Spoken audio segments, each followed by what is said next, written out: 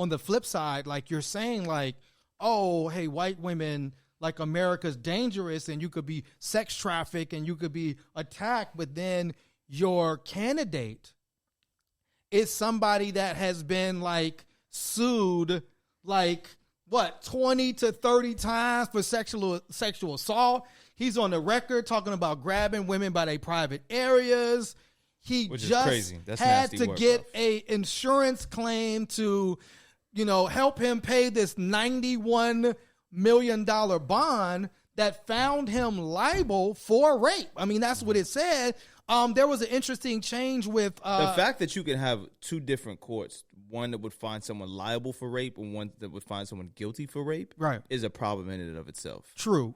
But there's a clip where, and they're talking to Nancy Mace. Nancy Mace, who's basically talking about how scared it's like sexual assault, but then, we're going to have Donald Trump, like, what I'm saying, a serial assaulter as like the presidential nominee. Can you play that? This morning, and you've endorsed Donald Trump for president.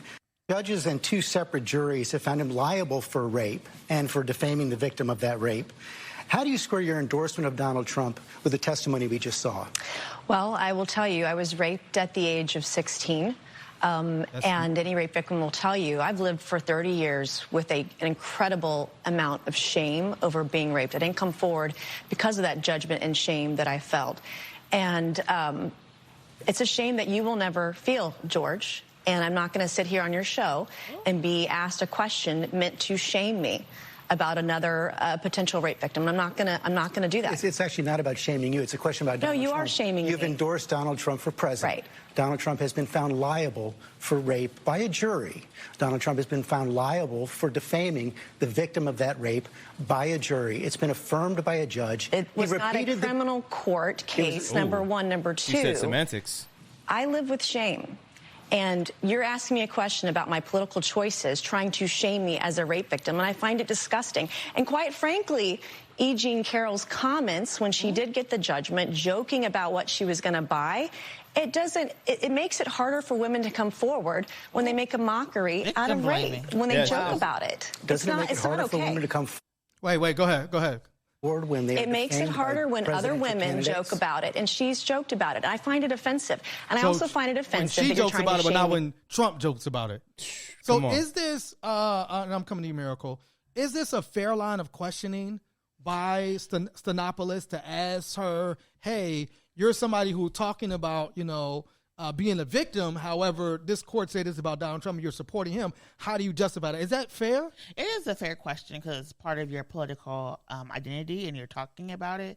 There is a way to broker those conversations. She even could have talked about the fact that Biden's been accused of sexual assault. True. She could have talked about how the majority of men in this country have been accused of either sexual assault, sexual violence. Yeah. And talked about, changing behavior. She could have talked about, True. I don't know if he's ever invested in whatever or the policies.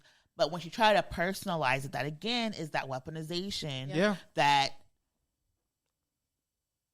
people, white women are good at? Is that what you're going to say? I'm trying to temper.